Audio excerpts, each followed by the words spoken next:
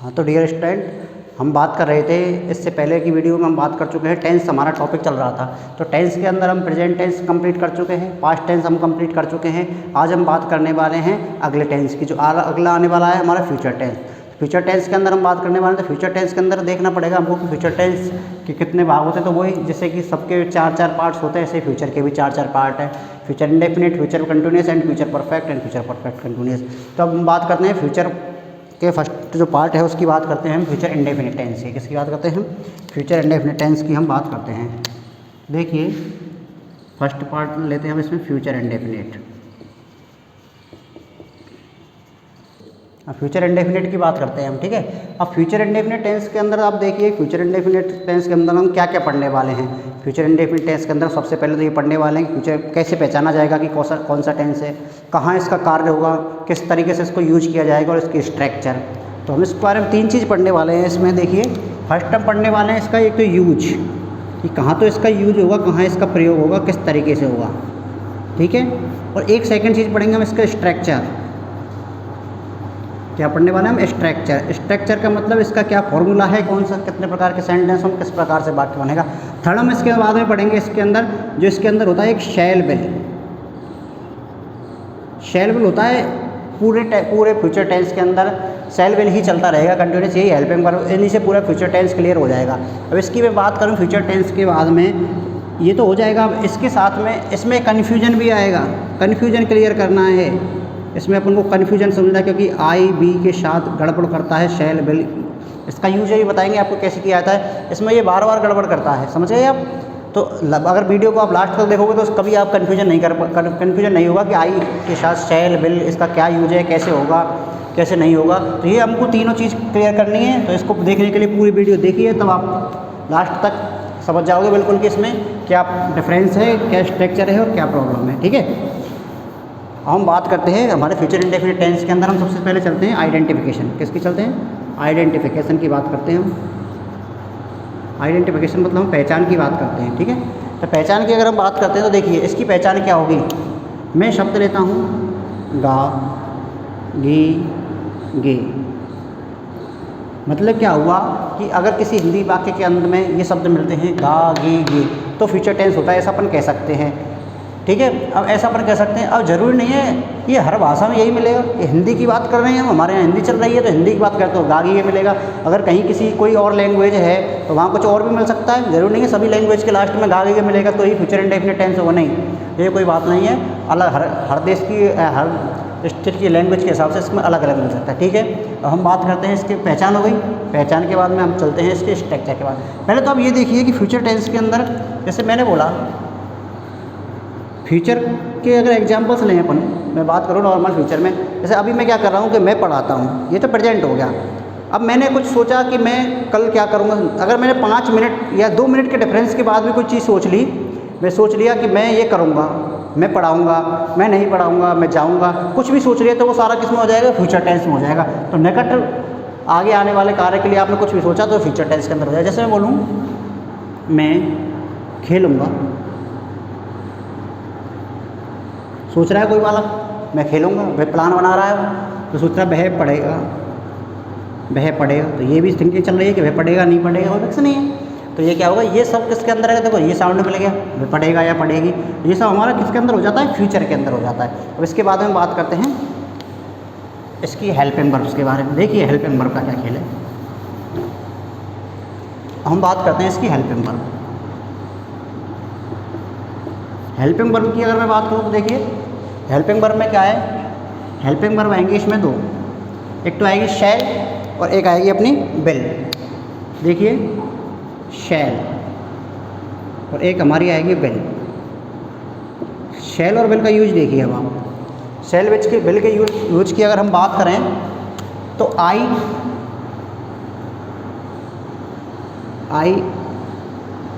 And we, I and we के साथ present future indefinite tense के अंदर शैल का यूज होगा, ठीक है। इसके बाद में विल, तो शेष अपन के अदर सब्जेक्ट बचे। अदर सब्जेक्ट हमारे क्या बचे? जो भी है हमारा, यू है, दे है, ही है, सी इट नेम और इसके अलावा भी कोई सब्जेक्ट है तो उन सब के साथ हमको किसका यूज करना है, विल का यूज करना है। ये हमारे मॉडल के अंदर आ जाएगा कि शैल का यूज तो आई के साथ होगा और शैल का यूज बी के साथ होगा। इसमें जो कन्फ्यूजन वाली कंडीशन है कि आई के साथ आपने विल भी देखा होगा, बी के साथ आपने विल भी देखा होगा, ये कन्फ्यूजन वाली जो कंडीशन है उसको हम लास्ट में वीडियो के में देखते हैं, ठीक है। तो आप सबसे पहले ये हो गई नॉर्मल हमारी शैल और विल। अब मैं बात करूँ मेन वर्ब की, तो मेन वर्ब की जो है इसमें हमेशा आएगी फर्स्ट फॉर्म। मेन वर्ब की कौन सी फॉर्म आएगी, फर्स्ट फॉर्म आएगी मेन वर्ब की। तो मेन वर्ब की हमारी कौन सी फॉर्म आ गई इसमें, मेन वर्ब की आ गई हमारी फर्स्ट फॉर्म का यूज करना है। अब इसके बाद चलते हैं हम हमारे स्ट्रक्चर पर। स्ट्रक्चर में हम 4 प्रकार के टेंस पढ़ने हैं हमको। तो अब दूसरा जो हम पढ़े थे स्ट्रक्चर, स्ट्रक्चर की 4 प्रकार के हमको सेंटेंस पढ़ने इसके अंदर। तो हमारा होता है सबसे पहले अफर्मेटिव, अफर्मेटिव जिसको पॉजिटिव भी बोलते हैं और इसको सिंपल सेंटेंस ही बोलते हैं, ठीक है। तो इसके बाद करने हमको अफर्मेटिव सेंटेंस पॉजिटिव की। इसका लिखना है हमको फॉर्मूला, इसका लिखना है हमको फॉर्मूला की फॉर्मूला क्या होता है।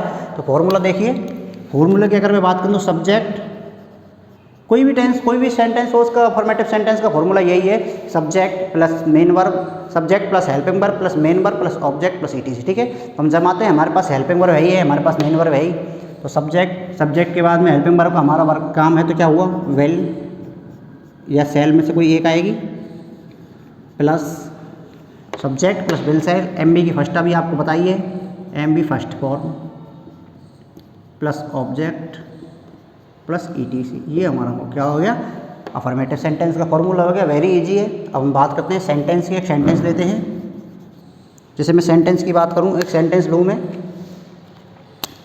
देखिए एक सेंटेंस लेता हूं मैं कल जाऊंगा, ठीक। एक सेंटेंस मैंने ये लिया, मैं कल जाऊंगा। और लेता हूँ मैं एक सेंटेंस, वह मेरी मदद करेगा या फिर वह मेरी सहायता करेगा। तो ये हमारे दो सेंटेंस हैं, ठीक है। वह मेरी मदद करेगा, वह मेरी सहायता करेगा, ये सेंटेंस। इसके अंदर मैं बात करूं तो आप देखिए अफर्मेटिव सेंटेंस है तो हमारी पहचान हमारी ये हो गई। इसके साथ में देखिए क्या लगाना, आई और बी, इसमें मैं यूज करता हूं, देखिए मैं, इसके लिए हमारा सब्जेक्ट हो जाएगा आई। उसके बाद में हमारा क्या करना है, हेल्पिंग वर्ब का यूज़ करना है। तो ये बताया है कि आई के साथ में, आई और बी के साथ में सिर्फ शैल लगेगा और शेष जो बचा खुचा है उस सब के साथ हमको विल टोकना है। तो देखिए आई के साथ क्या हो जाएगा हमारा, आई शैल, आई शैल और शैल हो गया। अब कहा क्या करो, मेन वर्ब का काम है तो मेन वर्ब की फर्स्ट आई शैल गो। अब देखिए इसमें एक चीज़ और आ गई है, टाइम आ गया, तो कल के लिए हम जानते हैं क्या होगा, टुमारो। इसका मतलब देखिए इसमें कुछ वर्ड्स भी अपन बोल सकते हैं कि फ्यूचर टेंस की क्या निशानी हो सकती है। जैसे मैं कुछ वर्ड की बात करूं ऐसे ही बोल सकता हूं ना मैं, जैसे कि देखिए आप, मैंने बोला इसके अंदर टुमारो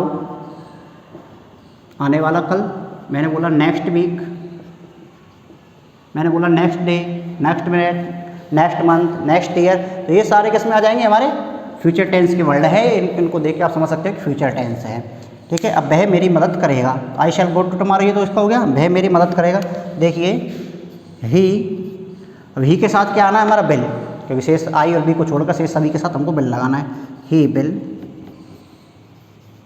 मदद करने के लिए हेल्प फर्स्ट फॉर्म हो गई। अब मेरी ऑब्जेक्ट हो गया, तो ऑब्जेक्ट के लिए आई का ऑब्जेक्टिव केस क्या हो गया, मी, तो वह मेरी सहायता, वह मेरी मदद करेगा, ही विल हेल्प मी, ये हो गया हमारा अफर्मेटिव सेंटेंस। इसके बाद में हम बात करेंगे नेगेटिव सेंटेंस की। तो अगर मैं नेगेटिव सेंटेंस की हम बात करें तो देखिए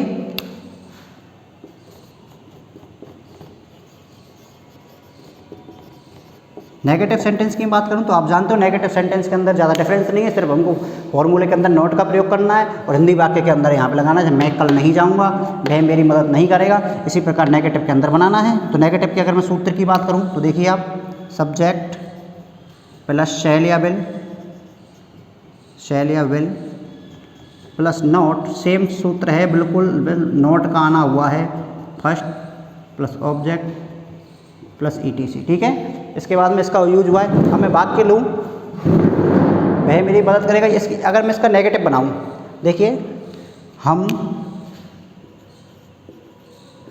साथ नहीं बैठेंगे,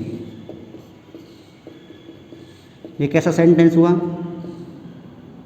कुछ मित्र थे, कुछ फ्रेंड थे, वो साथ में बैठते थे, सभी जगह साथ में रहते थे, तो अब उन्होंने कुछ अनबन हो गई किसी बात पर, तो हम कह सकते हैं उन्होंने कहा कि हम साथ में आज से नहीं बैठेंगे, हम आज के बाद साथ में नहीं बैठेंगे। उन्होंने सोच लिया कि हमको इसके बाद नहीं बैठा, तो फ्यूचर टेंस हो गया, नेगेटिव हो गया। तो देखिए सबसे पहले तो हमारा क्या होगा, वी। बी किस लिए आया, हम, तो हम का नाउन, हम का प्रोनाउन क्या हो गया, बी। अब बी के साथ किसका यूज़ करना है, हेल्पिंग वर्ब का। तो हेल्पिंग वर्ब की अगर मैं बात करूँ तो क्या हो जाएगा हमारा, हेल्पिंग वर्ब की अगर मैं बात करूँ तो आई और शैल विल में चलाना है, तो बी। अब देखिए हम साथ नहीं बैठेंगे, बी। अब देखो शैल,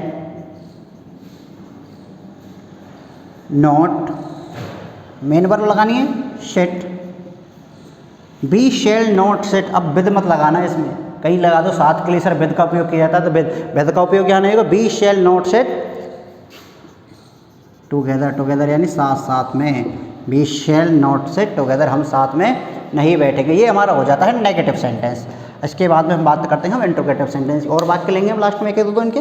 अभी बात कर लेते हैं हम इंट्रोगेटिव के स्ट्रक्चर की बात कर लेते हैं हम।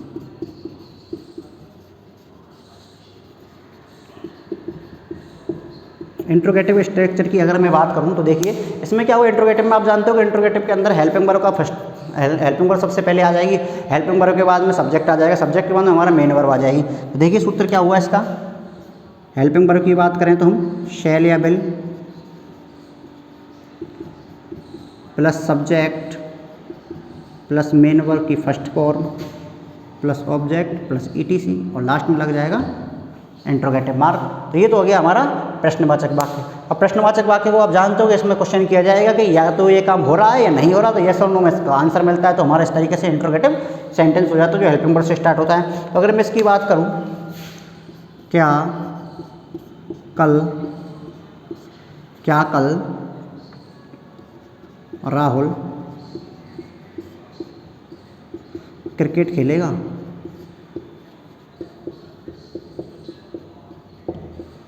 क्या कल राहुल क्रिकेट खेलेगा। अगर इसकी बात करें अपने सेंटेंस को बनाएं तो देखिए इंट्रोगेटिव सेंटेंस हो गया, क्या खेलेगा कल क्रिकेट, तो लास्ट में इंट्रोगेटिव मार्क की हुई, ये सबसे बड़ी पहचान है हमारी।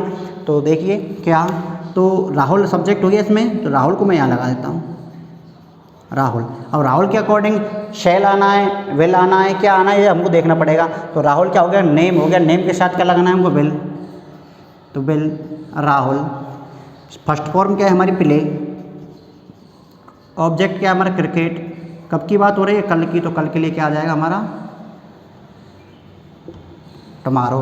तो will Rahul play cricket tomorrow, कल राहुल क्रिकेट खेलेगा। ये हो गया हमारा कौन सा टेंस, हमारा हो गया नेगेटिव इंट्रोगेटिव सेंटेंस। अब इसके बाद में लास्ट बचता है हमारा इंट्रोगेटिव नेगेटिव सेंटेंस। इसकी बात करते हैं हम, देखिए इंट्रोगेटिव नेगेटिव का फॉर्मूला देखिए, इंट्रोगेटिव नेगेटिव की हम बात करते हैं। इसका अगर मैं फॉर्मूला लिखता हूँ तो सेम सेंटेंस है, इसके अंदर नोट आना है बस। देखिए सब्जेक्ट शैल या will plus subject plus not plus main verb की first form plus object plus etc.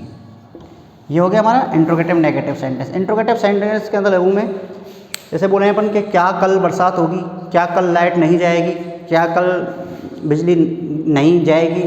तो इसको वाक्य लेते हैं हम, जैसे एग्जाम्पल लेते हैं एक, क्या कल मैच, छोड़िए क्या कल बरसात नहीं होगी। ठीक है, इंट्रोगेटिव नेगेटिव सेंटेंस हो गया। इसमें देखिए, इसमें हम बात करते हैं क्या कल बरसात नहीं होगी। तो देखिए बरसात के लिए मैंने बताया था आपको कि बरसात वाले सेंटेंस में हमें सब्जेक्ट क्या लेना होता है, हमें सब्जेक्ट इट लेना होता है। इसकी बात करें हम, इट लेना होता है, तो इट हमारा सब्जेक्ट हो जाएगा इसमें, इट।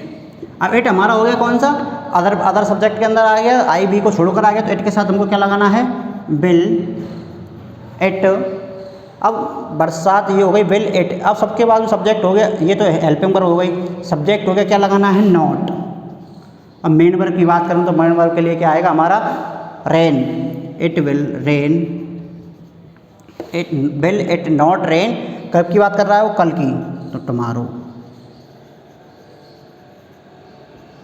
ठीक है, ये हो गया हमारा इंट्रोगेटिव नेगेटिव सेंटेंस। तो ये हमारे फ्यूचर इंडेफिनिट के अंदर हमारी स्ट्रक्चर हो गई। अब स्ट्रक्चर के बाद में हम बात करते हैं, इसके एक दो एग्जांपल्स और बनाएंगे हम, लेकिन एग्जांपल और भी और एक्सरसाइज करते हैं हम। देखिए 1 मिनट, देखिए अब हम इससे आगे चलते हैं, कुछ एक दो एग्जांपल्स की बात और करेंगे हम।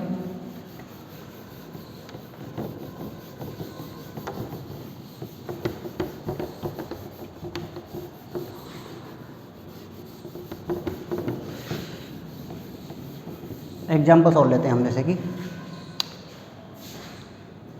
मेरे पिताजी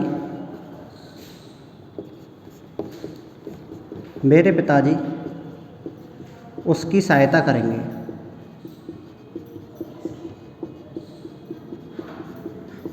मेरे पिताजी उसकी सहायता करेंगे, ये हमारा सेंटेंस हुआ। ठीक है, इसमें मैं बात करता हूँ मेरे पिताजी उसकी सहायता करेंगे, तो सब्जेक्ट देखिए मेरे पिताजी, मेरे नहीं है, मेरे और पिताजी को कभी अलग कर देते तो ये दोनों सब्जेक्ट एक ही हुआ हमारा। तो इसके अंदर माई फादर,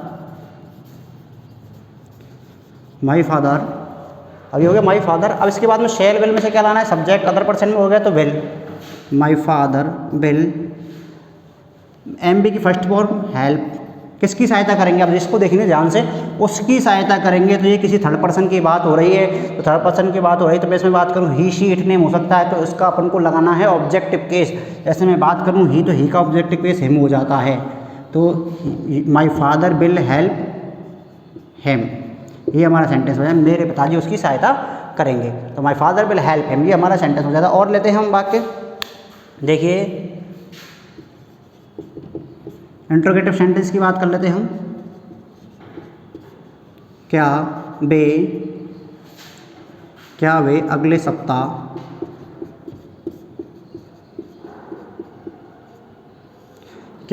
सप्ताह अंग्रेजी पढ़ाएंगे।